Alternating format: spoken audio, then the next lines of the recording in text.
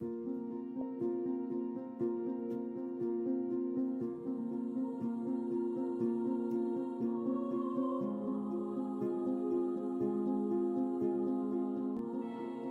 the old forest, Frodo Baggins faced a test.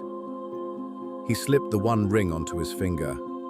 Instantly, he vanished from sight, pulled into the Wraith world, exposed to the eye of Sauron. But then Tom Bombadil asked to see the ring. He put it on his finger, and nothing happened. Tom remained visible. He laughed, made the ring vanish as a magic trick, tossed it in the air like a child's toy. The one ring, the instrument of ultimate power, the terror of the wise, the doom of nations, had no effect on him. None whatsoever. Not Gandalf could claim such immunity. Not Galadriel. Not even the mightiest of the Maia. So what in all of Arda is Tom Bombadil?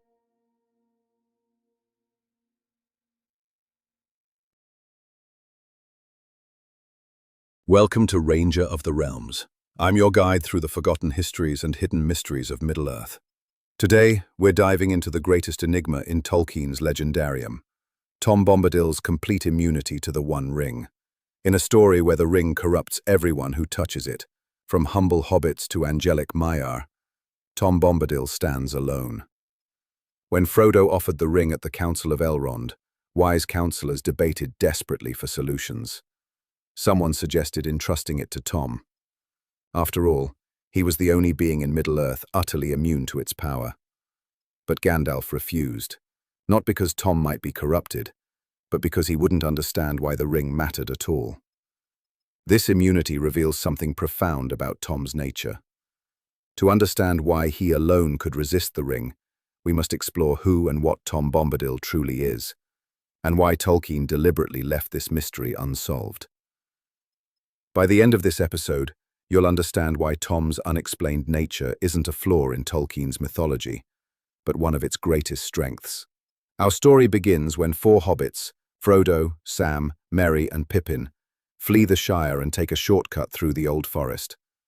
This ancient woodland, bordering the Shire's eastern edge, is conscious and malevolent.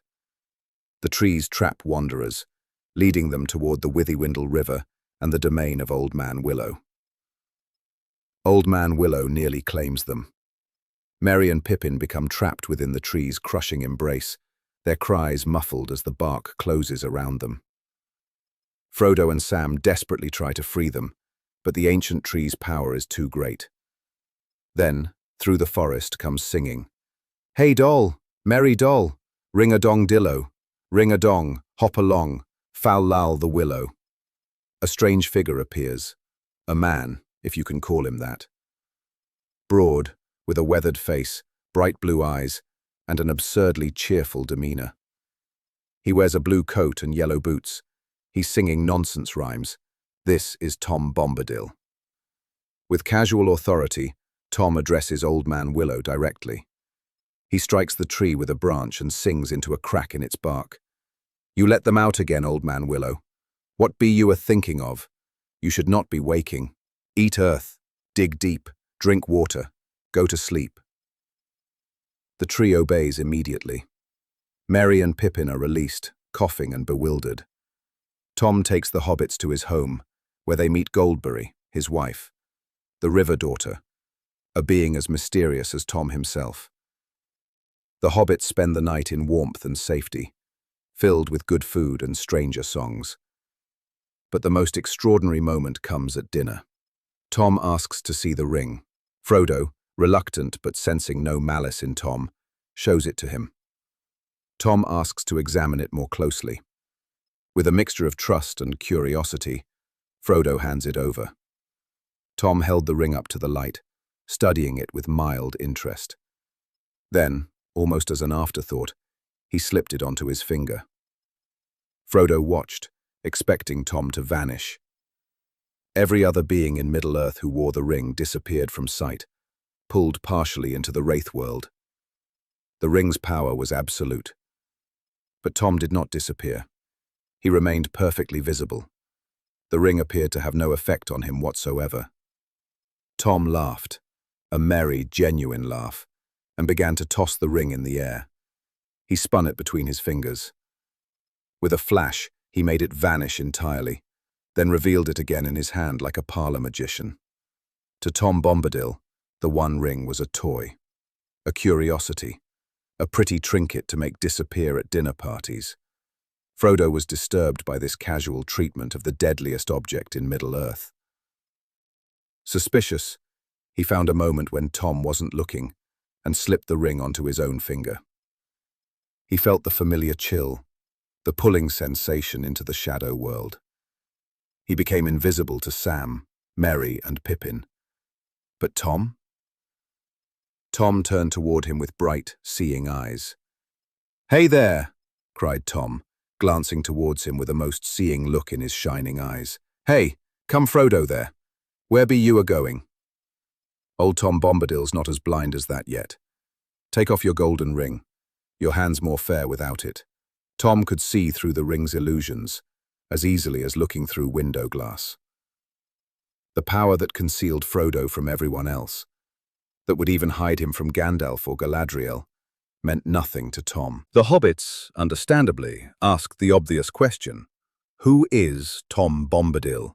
Goldberry, serene and enigmatic, gave the strangest answer in all of Tolkien's works. He is. Not he is this or he is that, simply he is. An echo of the divine name from Exodus. I am. Yet Tolkien would later explicitly deny that Tom was God incarnate. So what did Goldberry mean? We would not get our answer from Goldberry, but later, at the Council of Elrond, we would learn the full implications of Tom's immunity.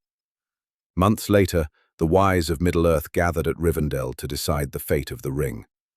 Elrond, Gandalf, Aragorn, and representatives of all free peoples debated desperately. The ring could not be used. Its power would corrupt any who wielded it. It could not be hidden. Sauron would eventually find it. It could not be sent over the sea. The Valar had forbidden interference. And it could not be destroyed by any conventional means. Then someone, the text doesn't say who, made a suggestion. What about Tom Bombadil? He's immune to the ring. Why not give it to him for safekeeping? It seems like a reasonable solution. Tom cannot be corrupted. The ring has no power over him. Surely he would be the perfect guardian. But Gandalf's response was immediate and devastating. "No," said Gandalf. "Not willingly. He might do so if all the free folk of the world begged him, but he would not understand the need. And if he were given the ring, he would soon forget it, or most likely throw it away. Such things have no hold on his mind. He would be a most unsafe guardian, and that alone is answer enough. Let that sink in. Tom Bombadil, the only being in Middle-earth immune to the ring's corruption, cannot be trusted with it. Not because he's weak, not because he might turn evil, but because he wouldn't care. Tom wouldn't keep the ring safe. He'd forget where he put it, or toss it into the Withywindle because it seemed like fun, or bury it under a tree and wander off singing. Gandalf explained further. Say rather that the ring has no power over him. He is his own master. But he cannot alter the ring itself, nor break its power over others. This distinction is crucial. Tom isn't more powerful than the ring. He hasn't defeated it through strength of will. The ring simply has nothing to offer him. No temptation exists that could touch his mind. Gandalf described Tom as having withdrawn into a little land within bounds that he has set, and noted that he will not step beyond them. Even if Sauron conquered all of Middle-earth, Tom wouldn't leave his forest to fight. He would remain in his domain, waiting perhaps for a change of days, but utterly unconcerned with the fate of kingdoms and peoples. Gandalf suggested that Tom would fall last as he was first, if the old saying made by the elves is true. But Tom wouldn't defend Middle-earth. He simply exists, indifferent to the struggles of the age. The council rejected Tom Bombadil not because of weakness, but because of otherness. His immunity to the ring stems from the same quality that makes him useless as an ally: complete absence of desire. But this raises the central question. What kind of being desires nothing? What is Tom Bombadil? When the hobbits first met Tom, he made extraordinary claims about his age. "Eldest, that's what I am. Mark my words, my friends, Tom was here before the river and the trees. Tom remembers the first raindrop and the first acorn." And, more mysteriously, Tom was here before the Dark Lord came from outside. Let's consider what this means chronologically. According to the Silmarillion, in the years of the lamps, the ancient era when Middle-earth was first shaped, the Valar Yavanna sowed seeds that would become the first trees and plants. Rainfall began in this era. If Tom remembers the first raindrop and the first acorn, he dates to this primordial time. But the second claim is even stranger. "Before the Dark Lord came from outside" suggests Tom existed before Melkor, the original Dark Lord, entered the world. Yet in Tolkien's published mythology, Melkor entered Arda with the other Valar at the beginning and never left until his final defeat. However, Christopher Tolkien noted that his father was revising this chronology. In some versions, there was a first war in which Melkor was defeated by Tulkas and driven into the outer dark, from which he later returned. If Tom predates even this event, his existence stretches back to the very dawn of creation. Tom claims to be eldest, older than the old, first before all others. Elrond, who had lived since the First Age and witnessed millennia of history, called Tom older than the old. The elves named him Iarwain ben Adar, oldest and fatherless, in Sindarin. The dwarves called him Faun, meaning ancient. Northern men called him Orald, meaning very ancient. Every culture that encountered Tom recognized his impossible antiquity, but none could explain what he was. Tolkien's readers and scholars have proposed several theories. The most common theory is that Tom Bombadil is a Maia, one of the angelic beings who entered the world to shape it. The evidence. The Maia are powerful, immortal, and ancient. Gandalf, Saruman, Sauron, and the Balrogs are all Maia. Tom's power, his command over nature through song, his mastery of his domain, his immunity to physical harm, could reflect Maia-level abilities. Some suggest Tom is a rogue Maia, who stayed behind when others departed, or who chose not to involve himself in the struggles between Sauron and the Free Peoples. The problems. But this theory has significant weaknesses. Every other Maia we encounter shows vulnerability to corruption or temptation. Gandalf fears the ring desperately. He refuses even to touch it. Saruman falls to the desire for power. Sauron pours his essence into the ring itself. Even the Balrogs, ancient servants of Melkor, can be defeated and destroyed. Tom, alone among all Maia, shows zero vulnerability. The ring doesn't tempt him even slightly. It's as if the entire concept of power means nothing to him. Moreover, Tom's age claims suggest he predates even the entry of the Ainur into Arda. He says he was present before the Dark Lord came from outside, yet Melkor was the first of the Ainur to enter the world. How could Tom have been there first? And finally, Tolkien's letters describe Tom in ways that don't quite fit the Maia category. Tom represents something else, something outside the normal hierarchies of power. Some scholars have suggested Tom might be one of the Valar, the great powers who shaped Middle-earth. Specifically, some identify him with Aule the smith, the creator of the dwarves, or pair him with his wife Goldberry as Aule and Yavanna. The evidence. Tom's mastery over his domain could reflect Valar-level power. His antiquity fits with the Valar who entered the world at its beginning. His apparent immortality and command over nature align with the abilities of the powers. The problems. All 7 male Valar are accounted for in Valinor, the blessed realm where they dwell. It is never suggested that any Valar abandoned their cosmic responsibilities to live secretly in Middle-earth. Moreover, after the world was made round and Valinor removed from the physical world, the Valar could not enter Middle-earth in physical form. Tom's embodied presence contradicts this. And, perhaps most importantly, Tom's deliberate withdrawal into a little land contradicts the Valar's cosmic responsibilities. The Valar shaped continents and guided the fate of races. Tom won't even leave his forest when the world is at stake. Some readers, noting Goldberry's enigmatic answer, "He is," have suggested Tom might be Eru Ilúvatar, the creator god of Tolkien's mythology, walking in Middle-earth. The evidence. "He is" echoes the divine name from Exodus, "I am that I am."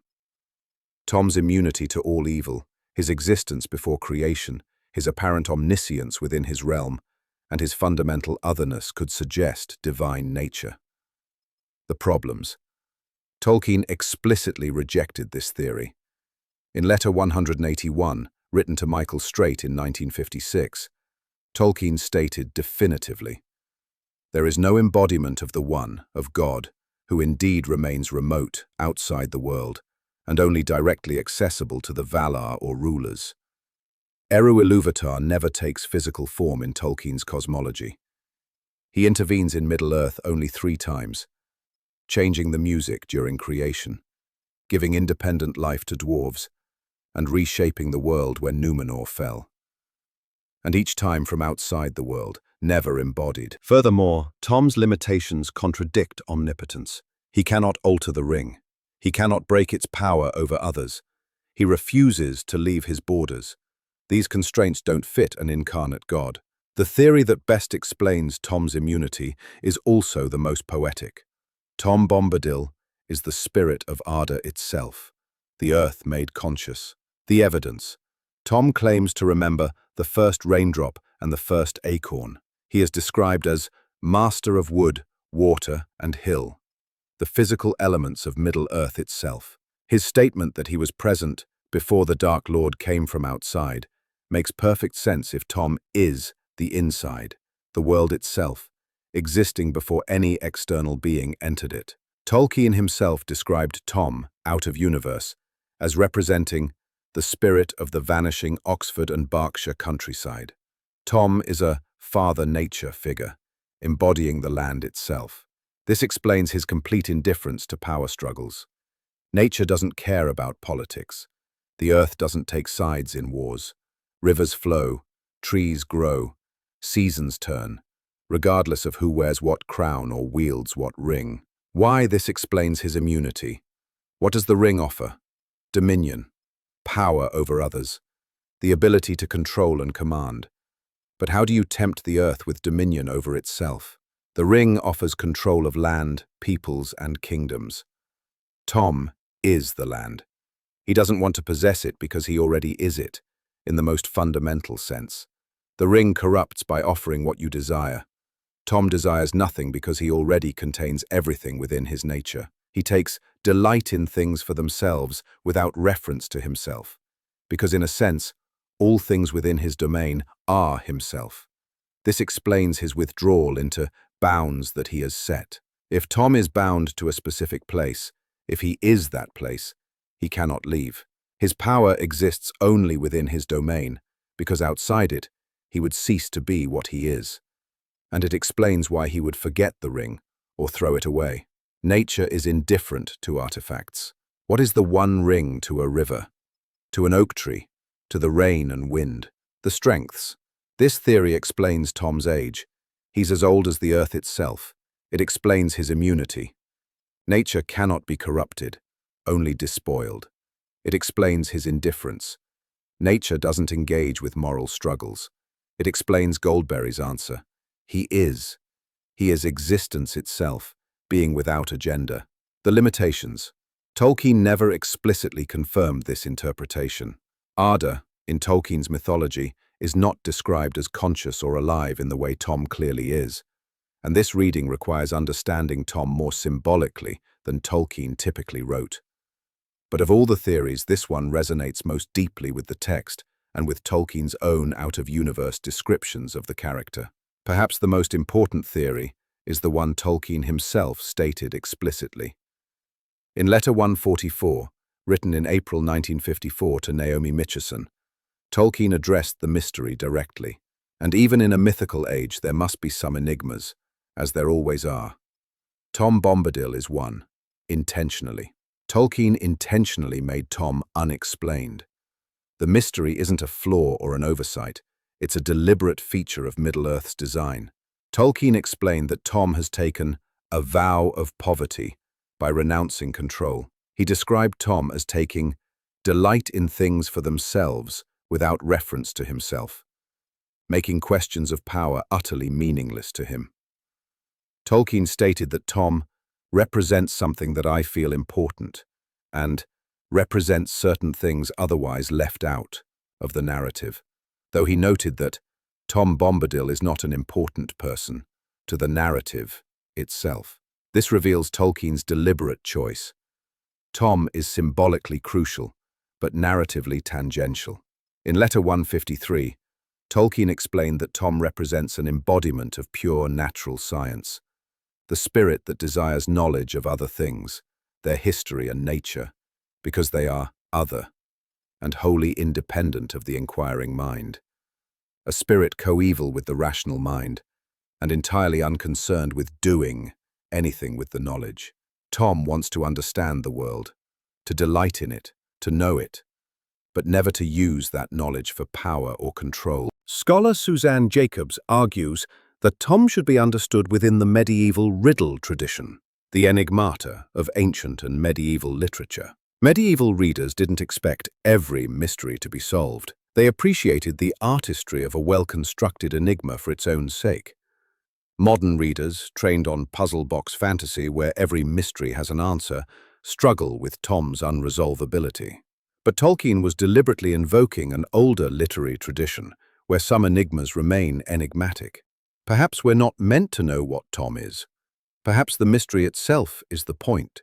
To truly understand Tom's immunity, we must understand why everyone else fears the ring. When Frodo offers Gandalf the ring in the Shire, the wizard recoils in terror. "Don't tempt me. I dare not take it, not even to keep it safe, unused. The wish to wield it would be too great for my strength." Gandalf explains that he would want to use the ring from pity, for good, to help the weak, to overthrow tyranny. But through me, it would wield a power too great and terrible to imagine. The ring doesn't just amplify evil desires, it corrupts good intentions. When Frodo offers the ring to Galadriel in Lothlorien, she describes her temptation in apocalyptic terms.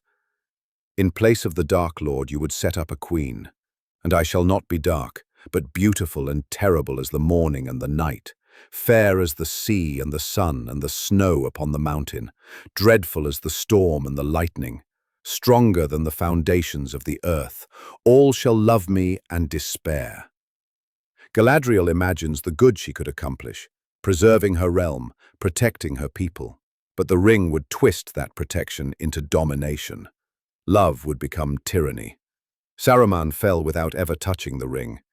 His study of ring lore, his belief that his wisdom made him worthy to wield ultimate power, his desire to impose order on Middle-earth, according to his vision, all of this corrupted him before he ever held the ring itself. The pattern. The ring corrupts through desire. It cannot touch those who want nothing.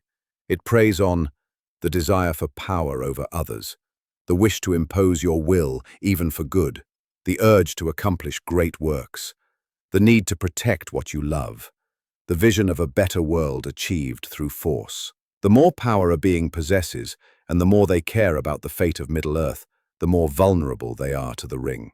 Tom's difference. Tom Bombadil wants none of these things. He has renounced control. He takes delight in things for themselves without reference to himself. He has no desire for possession or domination at all. Such things have no hold on his mind. Tom doesn't heroically resist temptation through moral willpower, like Frodo or Sam. He simply doesn't understand why anyone would want such a thing. The ring is powerless over him because he genuinely cannot be tempted. He is his own master, not because he has great strength to resist, but because he is genuinely untemptable. This is the deepest wisdom in Tom's existence. The only way to be truly free from the ring's corruption is to want nothing it can offer. Tom seems like comic relief, a whimsical distraction in the Hobbit's journey, a side adventure with no bearing on the main plot. Peter Jackson cut him entirely from the films, arguing that Tom doesn't advance the story.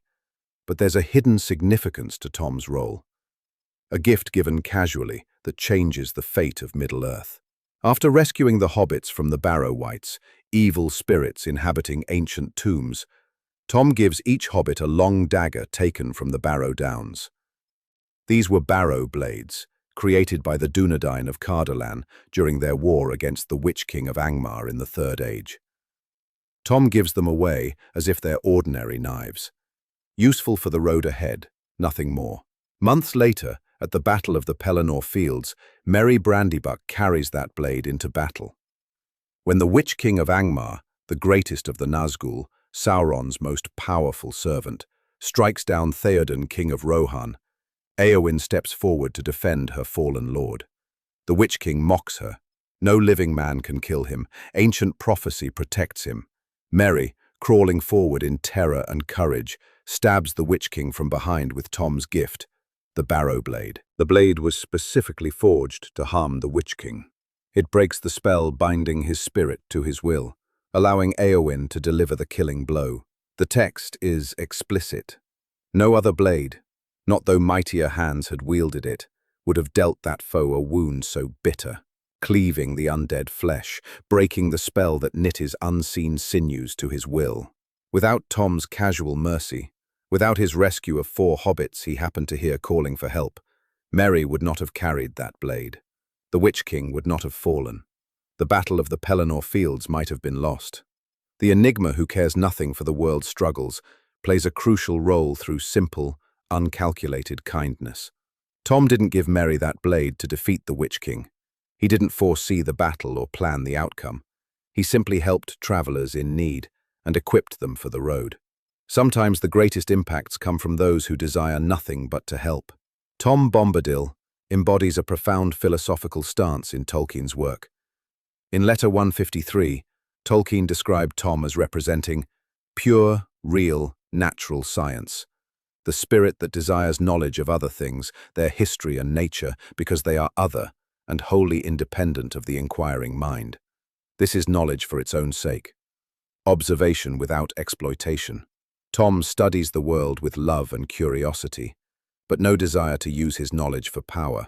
In a story fundamentally about power and its corruption, Tom represents the radical alternative, renunciation. Tolkien wrote that Tom has taken a vow of poverty by renouncing control. This is poverty, not of possessions, but of ambition. Tom could be powerful. He has abilities that terrify wights and command ancient trees, but he chooses not to extend his influence beyond his small domain.